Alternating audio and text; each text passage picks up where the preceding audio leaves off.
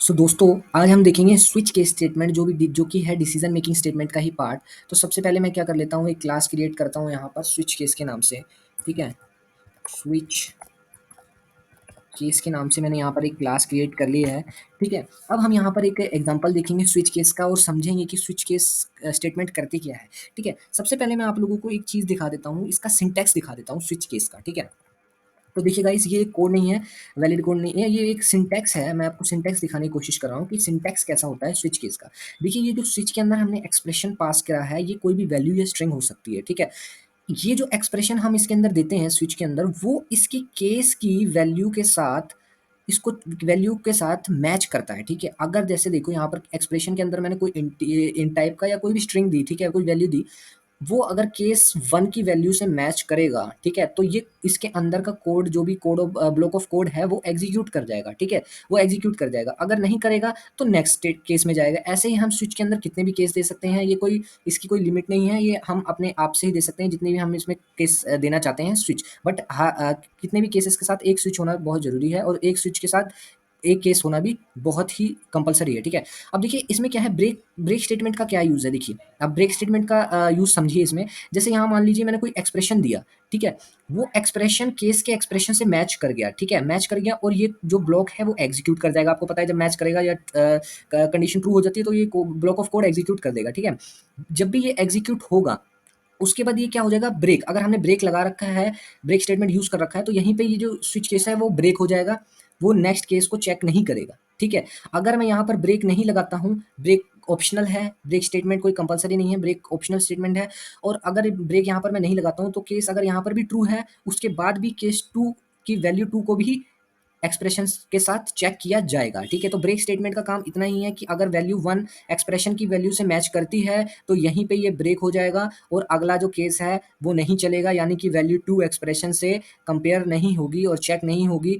But अगर हमने यहाँ पर ब्रेक लगा रखा है तो नहीं होगी चेक। अगर मान लो यहाँ पर हमने ब्रेक नहीं लगा रखा है, तो जितने भी गिवन केसेस हैं उन सब की वैल्यू एक्सप्रेशन की वैल्यू से चेक होगी, और उसके अंदर के जितने भी ब्लॉक ऑफ कोड है वो भी एग्जीक्यूट होंगे साथ के साथ।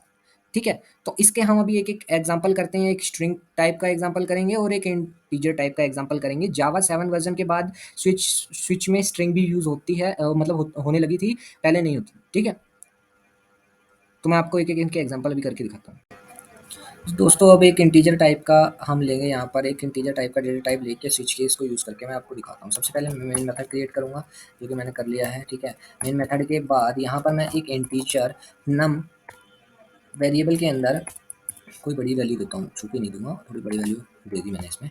ठीक है, एक मैंने बड़ी वैल्यू दे दी, 30 वैल्यू दी है मैंने नम वेरिएबल के अंदर। अब हम देखेंगे स्विच केस। ठीक है, सबसे पहले मैंने यहाँ पर स्विच के अंदर नम ये वेरिएबल डाल दिया है, जिसके अंदर 30 वैल्यू है। ठीक है, यहाँ पर आप देख ही रहे हैं, देख पा रहे हैं, जैसे ये मैंने स्विच के अंदर डाल दिया। उसके बाद आपने क्या करना है, यहाँ पर अपने केस देने हैं। ठीक है, जितने भी केस के साथ आप इस नम को चेक करना चाहते हैं, उतने आप यहाँ पर केस देंगे। जैसे कि यहाँ पर मैं चेक करना चाहता हूँ कि जो नम की वैल्यू है वो क्या 10 से इक्वल अगर होगी, ठीक है, यहाँ पर 10 से इक्वल होगी, ठीक है, तो कौन सा ब्लॉक चलेगा।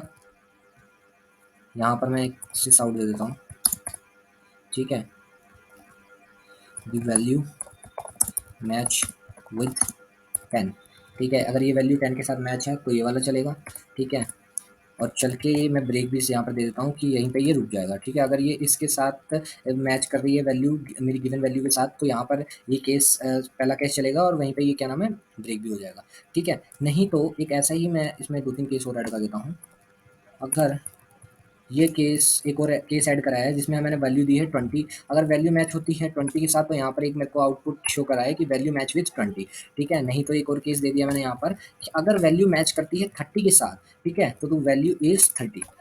अब देखिए, सबसे पहले क्या होगा, जो यहाँ पर मैंने वैल्यू दी है 30 स्विच में आती है, वो केस 1 को पहले चेक करेगी कि 30 आपका इस वैल्यू से मैच कर रहा है, नहीं कर रहा है, तो ये वाला जो ब्लॉक ऑफ कोड है वो एग्जीक्यूट नहीं होगा। नेक्स्ट वैल्यू चेक होने के लिए नेक्स्ट केस पे चले जाएगी, और नेक्स्ट केस में भी मैच नहीं हो रही है, तो अपनी तीसरे केस में चली जाएगी। और इसमें देखिए, आप देख पा रहे हैं कि यहाँ पर वैल्यू मैच हो रही है, और ये वैल्यू मैच होएगी तो ये आपको ब्लॉक ऑफ कोड एग्जीक्यूट हो जाएगा, आपका ब्लॉक ऑफ कोड एग्जीक्यूट हो जाएगा और ये आउटपुट प्रिंट हो जाएगा। ठीक है, तो सबसे पहले मैं सेव करता हूँ फाइल को, देन यहाँ से मैं रन करूँगा तो ये देखिए द वैल्यू मैच विद 30।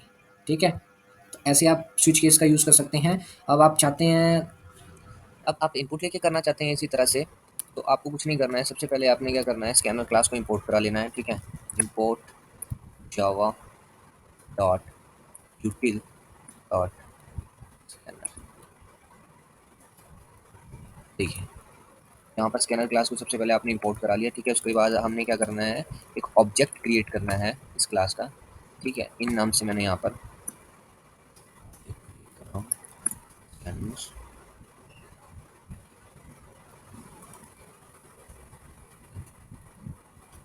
ठीक है, देन उसके बाद यहाँ पर क्या करेंगे, एक मैसेज प्रिंट कराएंगे आउटपुट, मतलब इनपुट देने से पहले एक मैसेज प्रिंट कराएंगे, क्योंकि हमने क्या है 3 केस लगाए हैं। ठीक है, जिसमें क्या है जो भी हम मतलब नंबर देंगे वो चेक होगा, या तो वो नंबर इक्वल है 10 से, 20 से, 30 से। ठीक है, तो हमें वो एक रेंज भी देनी पड़ेगी कि यूज़र को पता रहे कि कहाँ से कहाँ तक रेंज डाले वो। ठीक है, तो हम यहाँ से डाल देते हैं enter the number between 10 20 comma 30। ठीक है, यहाँ पर एक मैंने मैसेज प्रिंट करा दिया। उसके बाद यहाँ पर क्या करेंगे, हम इनपुट लेंगे। ठीक है, जैसे कि यहाँ पर नम वेरिएबल के अंदर हमने ले ही रखा है। ठीक है, तो इसी को ही ले लेंगे यहाँ पर इंट नम। ठीक है, इक्वल्स टू डॉट इंट। ठीक है, सेम जो वेरिएबल था उसी के अंदर ही हमने इनपुट ले लिया है। ठीक है, ठीक है,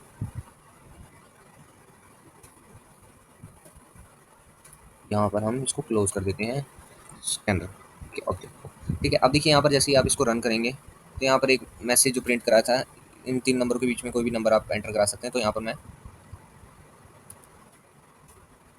ठीक है, 10 एंटर करा तो यहाँ पर आ गया है output the value is match with 10। ठीक है, तो इस हिसाब से काफ़ी सारी केसेस को आप यूज़ कर सकते हैं। ठीक है, अकॉर्डिंगली, और आप इंटीजर टाइप, स्ट्रिंग टाइप के डेटा टाइप को आप चेक कर सकते हैं आराम से। ठीक है, स्विच केस का यूज़ करके। ठीक है, जैसे आप स्ट्रिंग का यूज़ करके भी बना सकते हैं कि वीक्स को वीकडे के नाम डाल सकते हैं आप। ठीक है, और उसमें सैटरडे संडे को आप हॉलीडे मैसेज प्रिंट कर सकते हैं। ठीक है, तो आप चेक कर सकते हैं कि सैटरडे को हॉलीडे है या संडे को हॉलीडे नहीं है। तो इस तरह से आप स्विच केसेस का बहुत तरह से यूज़ कर सकते हैं। ठीक है, तो गाइज़ थैंक यू। मैं आशा करता हूँ आपको ये वीडियो अच्छी लगी हो तो प्लीज़ चैनल को सब्सक्राइब करें और लाइक करें। ठीक है।